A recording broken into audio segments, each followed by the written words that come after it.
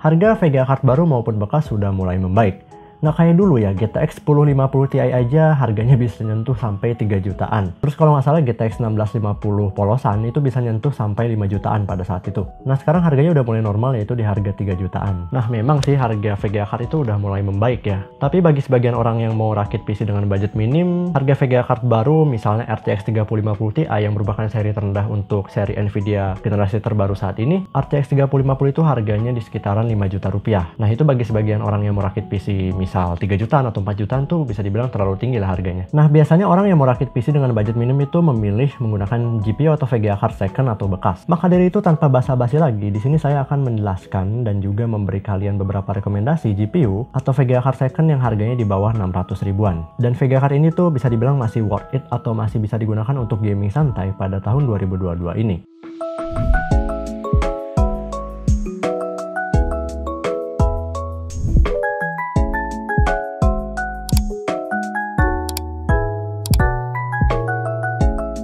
Assalamualaikum warahmatullahi wabarakatuh. Halo semuanya, kembali lagi bersama saya Jova Digantara Putra di channel Pemula IT tentunya. Dan pada video kali ini saya akan ngasih ke kalian beberapa rekomendasi GPU dengan harga sekitar di bawah 600 ribuan yang masih worth it untuk digunakan pada tahun 2022 ini dan bisa digunakan untuk gaming santai ataupun editing ringan. Oke, seperti biasa sebelum ke daftar rekomendasi GPU-nya, saya akan memberikan beberapa sebutannya ya, syarat atau hal apa aja yang perlu ada di GPU tersebut agar masuk ke dalam daftar rekomendasi.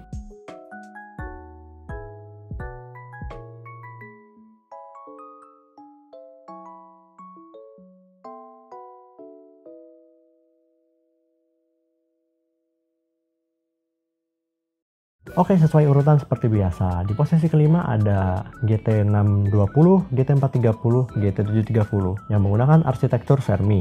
Jadi kenapa saya bilang rekomendasinya ada 3? Karena Nvidia seri 600 itu sering mengalami yang namanya rebrand atau ya rebranding lah. Jadi bisa dibilang GT 430 yang pertama kali, lalu dia itu rebrand jadi GT 620, lalu rebrand lagi menjadi GT 730 yang Fermi. Nah untuk spek dasarnya itu 1 GB DDR3 128-bit. Dan saya bingung di sini ada yang versi 64-bit dan 128-bit. Dan juga bisa dibilang performanya mirip-mirip. Tapi kebanyakan di marketplace itu banyaknya yang 128-bit ya. Nah khusus untuk GT730 di sini kita ngomongin yang Fermi atau yang DDR3.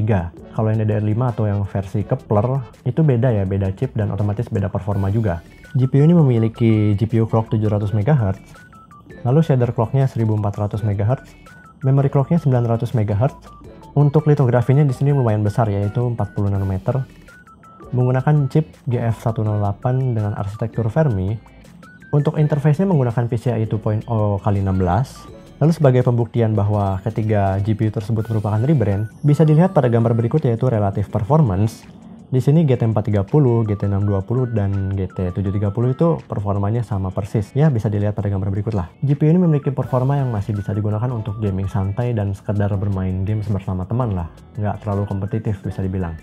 Mungkin untuk editing bisa-bisa aja dengan catatan kalian pakai Adobe Premiere Pro atau Vegas Pro yang versi lawas. Dan juga untuk editingnya maksimal mentok-mentok mungkin di 1080 pixel dengan catatan jangan banyak layer ya, atau jangan terlalu banyak efek. Kalau mau lebih ringan lagi kalian bisa pakai Filmora 9 untuk video editing. Dan untuk desain grafis kayak misal di CorelDRAW, Adobe Illustrator atau Photoshop bisa dibilang masih bisa, cuman agak kurang direkomendasikan karena GPU ini memiliki VRAM yang hanya 1 GB dan untuk harganya bisa dilihat pada gambar berikut. Dengan harga 300 ribuan menurut saya masih worth it lah untuk dibeli. Dan bisa menjadi solusi rakitan PC dengan budget sekitar 2 jutaan sampai 3 jutaan. Bahkan 1 jutaan kalau kalian hemat komponen yang lainnya bisa-bisa aja.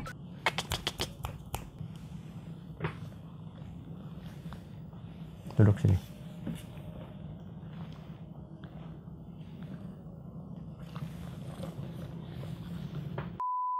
Pada posisi keempat ada GT530 dengan arsitektur Fermi juga dengan GPU NAND GF108.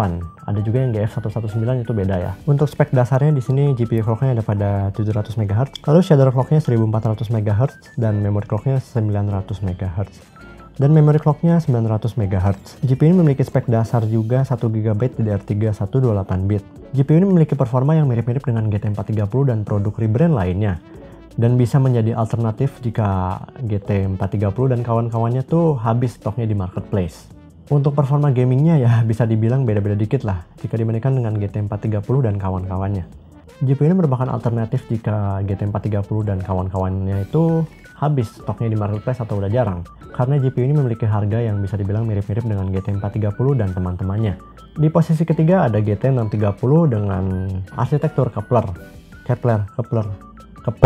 GPU ini merupakan GT 630 yang menggunakan arsitektur Kepler 2.0 dan bukan yang menggunakan arsitektur Fermi. Jadi GT 630 itu punya dua versi. Ada yang jadul atau GT 630 Fermi, ada juga yang lebih baru yaitu GT 630 versi Kepler. Perbedaannya adalah dengan menggunakan chip dan arsitektur yang lebih baru dan juga dengan CUDA cores yang lebih banyak, GT 630 Kepler ini memiliki performa yang lebih baik dan juga memiliki daya yang lebih efisien. Walau hanya memiliki bus width 64 bit, GPU ini memiliki performa yang lebih baik dibandingkan dengan versi Fermi dengan bus width 128 bit. Jadi daripada masukin GT 630 Fermi ke dalam daftar rekomendasi, ya lebih baik saya milih atau masukin rekomendasi yang versi Kepler aja karena overall performanya lebih baik lah. Di posisi kedua ada GTS 450. Spek dasarnya yaitu 1GB GDDR5 128 bit. GPU ini memiliki GPU clock 783 MHz, lalu shader clocknya 1566 MHz, lalu memory clocknya ada pada 902 MHz. GPU ini merupakan seri GTS yang ditujukan untuk pengguna mainstream yang menginginkan performa grafis yang lebih baik dan lebih cepat dari seri GT, dan ditujukan untuk penggunaan game dan multimedia. GPU ini memiliki harga bekas yang terjangkau dan performanya masih bisa digunakan untuk beberapa games terkini. Namun GPU ini membutuhkan 1x6 pin power PSU untuk dijalankan dan memiliki TDP yang lumayan tinggi jika dibandingkan dengan rekomendasi GPU lainnya. Di posisi pertama ada GTX 550 Ti. Untuk spek dasarnya yaitu 1GB GDDR5 192 bit. Memiliki GPU clock 900 MHz, shader clocknya ada pada 1800 MHz, dan memory clocknya ada pada 1026 MHz. GPU ini menjadi posisi teratas untuk rekomendasi GPU Nvidia di harga 600 ribuan, karena GPU ini memiliki performa yang terbaik jika dibandingkan dengan GPU rekomendasi lainnya. Untuk performa dari GTX 550 Ti ini bisa dibilang mirip-mirip dengan GTX 650 ataupun Radeon Vega 8 dari Ryzen.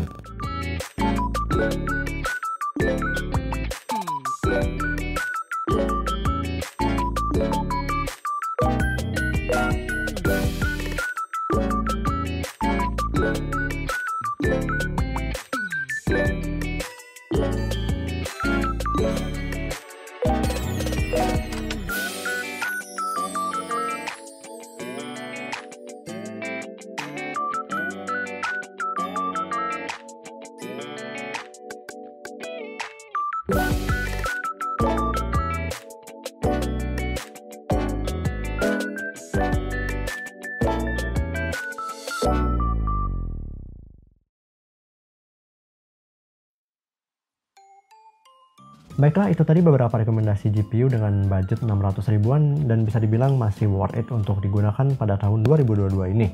Sebenarnya saya mau masukin GTX 650, tapi saya udah susah nyari yang harganya 600 sampai 700 ribuan tuh udah susah. Dan juga saya mau masukin GTX 460 tapi TDP-nya terlalu tinggi dan ya bisa dibilang nggak worth it lah. Dan juga kenapa saya nggak masukin GT240, GT220, Nvidia GeForce 9800 GT ataupun 1600 GT, itu karena memiliki fitur dan teknologi yang bisa dibilang ketinggalan.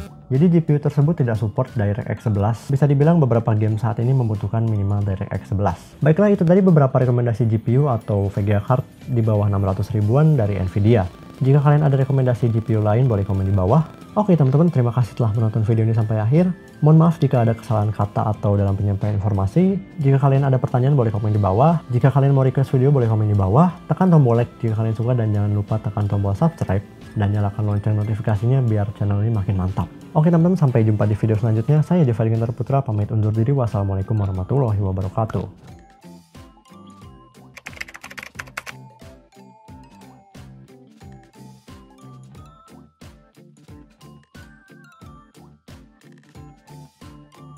Oh ya, saya mau curhat dikit. Sebelumnya mohon maaf kalau saya ngomongin kecepatan, karena nggak tahu kenapa kalau di depan kamera saya ngomongnya jadi cepet gitu kan. Dan kalau saya ngomong memory clock atau megahertz gitu saya agak cadel, nggak tahu kenapa.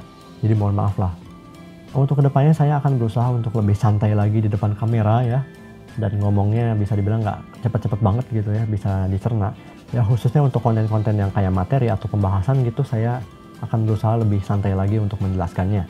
Nah video rekomendasi ini kan nggak terlalu berat gitu kan, jadi ya Gak apa-apa lah saya ngomong lebih cepat gitu kan. Oke semuanya, sampai jumpa di video selanjutnya. Dadah.